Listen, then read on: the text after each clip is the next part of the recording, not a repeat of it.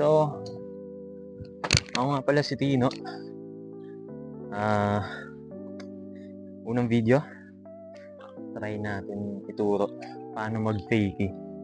So, napakasimple lang talaga nung fakie eh. So, yung fakie, yun yung trick. Trick na siya sa bike na dahil fixed gear nga. So, umaandar ka pa atras. So, yun, bigyan ko yun ng tips at kung paano nyo siya magagawa ng mas madali and para magawa nyo rin siya sa ride, di ba? So, maganda siyang gawin kasi napapractice yung balance mo, tapos yung kung paano ka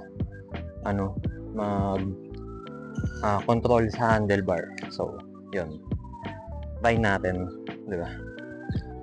So, sa fakie talaga, para magawa niyo yung initial na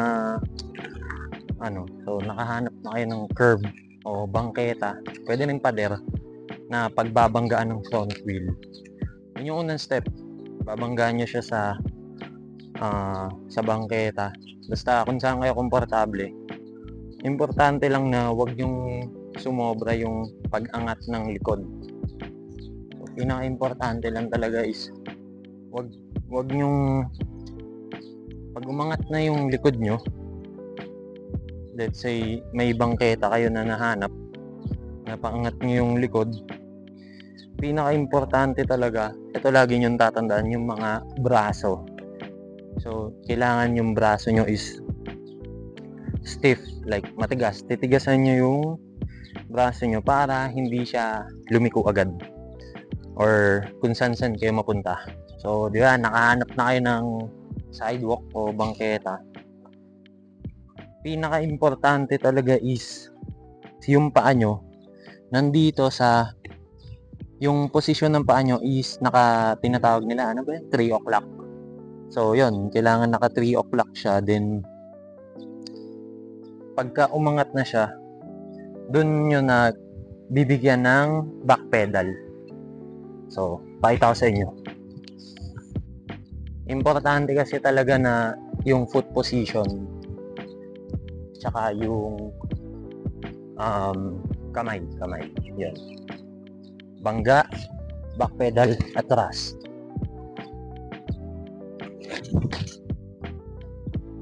Yan kasimple. Like, mapapractice nyo na siya. Bangga, back pedal, atras.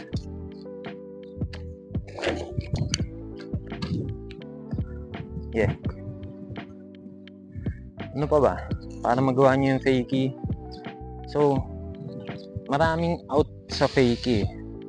Kung nagagawa nyo na siya ng mahaba, let's say, nakapag-fakie na kayo ng straight, na ililiko nyo na yung fakie nyo. Ngayon, pwede kayong mag-out ng slider out. Pwede ring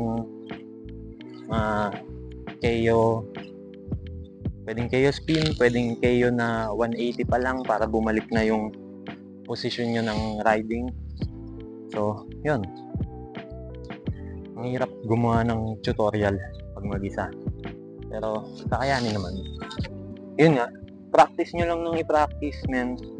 Like, gawin nyo lang palagi.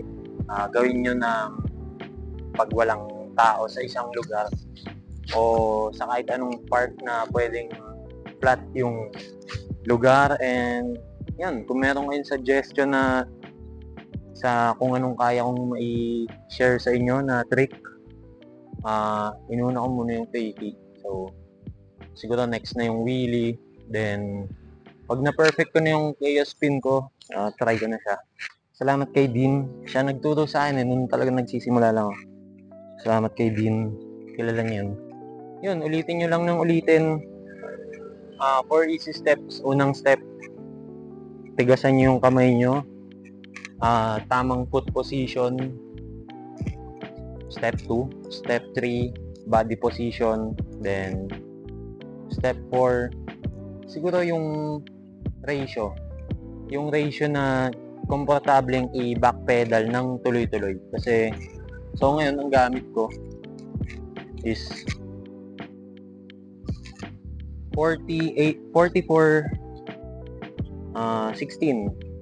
So, para siyang katumba siya ng 44 19 or 48 20, mga ganun, or 48.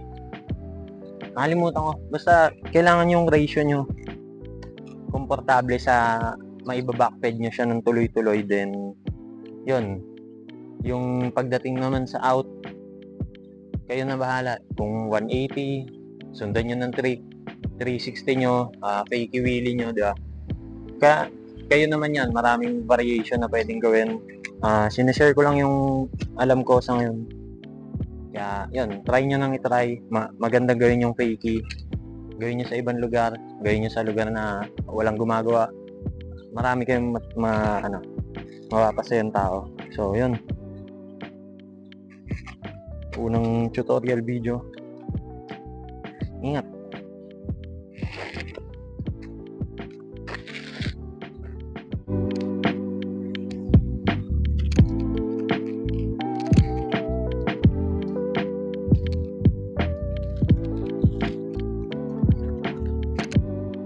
Masyado i-preserve.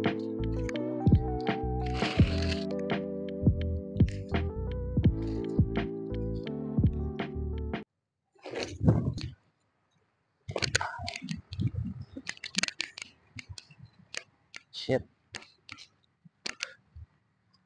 So, yun. Pinaka-importante talaga is yung